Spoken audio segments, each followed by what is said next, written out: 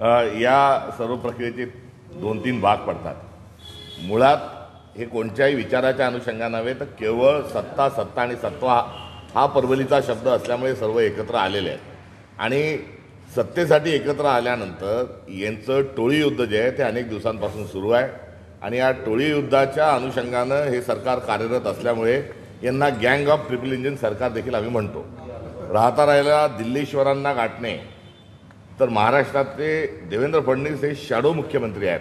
महाराष्ट्राचे मूळ मुख्यमंत्री जे आहेत हे अमित शहा आहेत आणि अमित शहा सांगतील तो त्यांना मंत्री बनवलं जातं, ती खाती दिल्या जातात आणि महाराष्ट्राचा सर्व कारभार हा अमित शहा चालवत असल्यामुळे छोट्या मोठ्या सगळ्या कुरबुरी ज्या आहेत या अमित शहांच्या कानावर घाला असतात आणि अमित शहा महाराष्ट्राचे सर्व निर्णय घेतात। कुठेतरी हा सरकार महाराष्ट्राचा स्वाभिमान गहाण ठेवून महाराष्ट्रातले निर्णय महाराष्ट्रात न होता हे आता दिल्लीवरून व्हायला लागलेले आहेत। 2 दिवसापूर्वी पार्थ पवारांना मिळालेली जी क्लीन चिट आहे त्यासाठी ती मिळवण्याकरता देखील दुसऱ्या उपमुख्यमंत्र्यांना अमित शहांना दिल्लीला जाऊन भेटावं लागलं होतं। याचं देखील स्मरण या निमित्ताने करून देतो। काल अमित शहा सोबत झालेल्या बैठकीमध्ये अमित शहा यांनी एकनाथ शिंदे यांना आश्वस्त केलेलं आहे तुम्ही एनडीएचा प्रमुख घटक पक्ष आहे त्यामुळं तुमचा योग्य सन्मान राखला जाईल आणि माझा महाराष्ट्रातल्या घडामोडींवर बारीक लक्ष असल्याचं देखील अमित शहाने सांगितल्याचं कळतं। अब मारा तो मारा फिर से मार के देख हे जे आपण गल्ली चौकात जे ऐकत होतो त्यातलाच हा प्रकार आहे। प्रत्येक गोष्ट की अमित शहांपर्यंत जाणं याचाच अर्थ सगळं हे गुन्हागोविंदाने चाललेलं नाही तर एक मोठा टोळी युद्ध हे महाराष्ट्राच्या सरकारमध्ये सुरू आहे याचा तो दुसरा नमुना। नागपूर काँग्रेस मध्ये खूप वाद आहे, अनेक मोठ्या नेत्यांनी काँग्रेस सोडलेली आहे। थेट हायकमांडकडे तक्रार करण्यात आली सुनील केदार यांची, काँग्रेसमध्ये अंतर्गत कलह टोकाला गेलेला आहे। या संदर्भात माध्यमातून मला देखील तशा प्रकारची माहिती मिळाली आहे। कुठे राजीनामे दिले ही देखील बातमी मला ऐकायला आणि वाचायला मिळाली, मात्र अद्यापपर्यंत कोणी कोणाची तक्रार केलेली नाही आणि अशा प्रकारचे राजीनामे हे प्रदेश पातळीवर प्राप्त नाहीत। नवाब मालिक यांच्या नेतृत्वात राष्ट्रवादींची युती होणार नाही असं आशिष शेलार यांच्या झालं आहे। आघाडी संदर्भात आगामी काळामध्ये मनसेसोबत किंवा शिवसेनेसोबत मुंबईसह काही काँग्रेसनं एक पाऊल पुढे टाकलं आहे का? यापूर्वीच्या भूमिका आणि आताची भूमिका आम्ही आमच्या भूमिकेवर ठाम आहोत। एवढंच नव्हे तर आता सर्वसाधारणपणे सर्वच पक्षांनी तशी सदरू भूमिका घेतलेली आहे।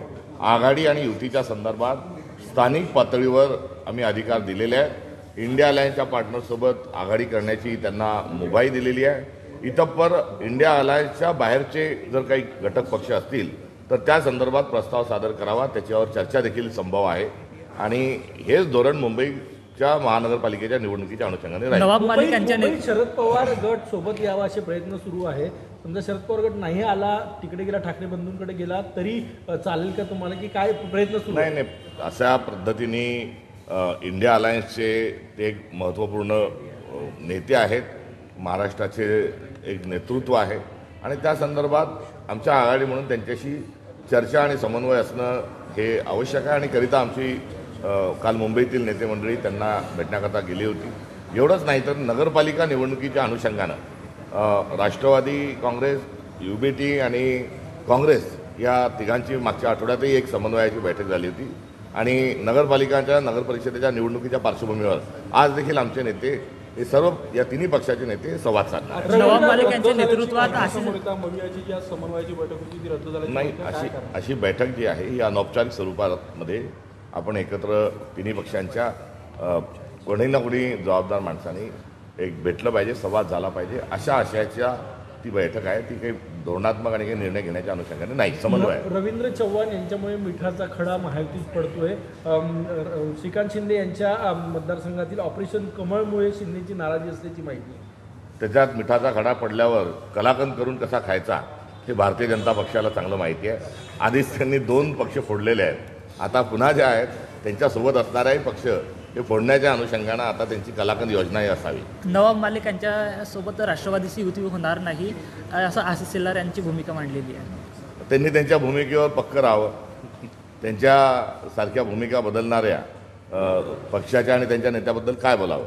देवेंद्र फडणवीसांनी जोपर्यंत वेगळा विदर्भ होणार नाही तोपर्यंत लग्न करणार नाही असंही म्हटलं होतं, त्याचं काय झालं ते आपण बघतोय। राहुल गांधी यांच्या संदर्भामध्ये जे आरोप राहुल गांधी यांनी निवडणूक आयोगावर केले होते त्या संदर्भामध्ये 100पेक्षाही जास्त IAS अधिकारी, निवृत्त न्यायाधीश, रॉचे माजी अधिकारी यांनी जे पत्र लिहिलं आहे त्या संदर्भात काँग्रेसची भूमिका काय आहे? नाही, एकंदरीत हा खूप गंभीर विषय आहे आणि हा काँग्रेसची भूमिका पुरता हा मर्यादित नाही. राहुल गांधी आमचे नेते आहेत, करिता आम्ही त्यांच्याबद्दल हे बोलत नसून ते तर नेते आहेतच, मात्र त्यांनी या भारतातली लोकशाही टिकवण्याच्या अनुषंगानं जे ओट चोरीचा जे स्कॅन्डल त्यांनी जे फोडलं आहे ते आता आपल्या सगळ्यांच्या समोर आहे. गली गली में शोर आहे आणि निवडणूक आयोग ओट चोर आहे हे आता सर्वांनाच कुठेतरी तत्वतः मान्य झालेले आहे. आणि या सर्वातून पुढे जाण्याकरता आता केवळ काँग्रेस म्हणून नाही तर सर्वांनी, माध्यमांनी, नागरिकांनी, स्वयंसेवी संस्थांनी आणि भाजप करणारा असल्यामुळे ते सोडून सर्व पक्षांनी या लोकशाही वाचवण्याच्या लढ्यामध्ये पुढे आपण हा लढा पुढे घेऊन गेलो पाहिजे. हा एकटा काँग्रेसचा लढा नाही, हा आपल्या सर्वांचा लढा आहे. महाराष्ट्रातील बऱ्याच गोष्टीवर माझे लक्ष आहे. तुम्ही घेऊन गेलेले आहे शिंदे गट, विड्रॉ करू नये किंवा त्यांच्यावर दबाव येऊ नये म्हणून. आता ते सहलीचं जे आहे ते पॅटर्नच तयार झालेला आहे. सुरत, गुवाहाटी वाया गोवा जी सहल आहे ती सहलच त्या पक्षाची निर्मिती तिथूनच झालेली आहे. त्यामुळे त्यांची ती संस्कृती आहे, त्यांचं ते कल्चर आहे. मित्र पक्षातील जे काही संभाव्य पक्षप्रवेश आहेत ते आता थांबवण्याचे आदेश एकनाथ शिंदे यांनी दिल्याची माहिती समोर येते.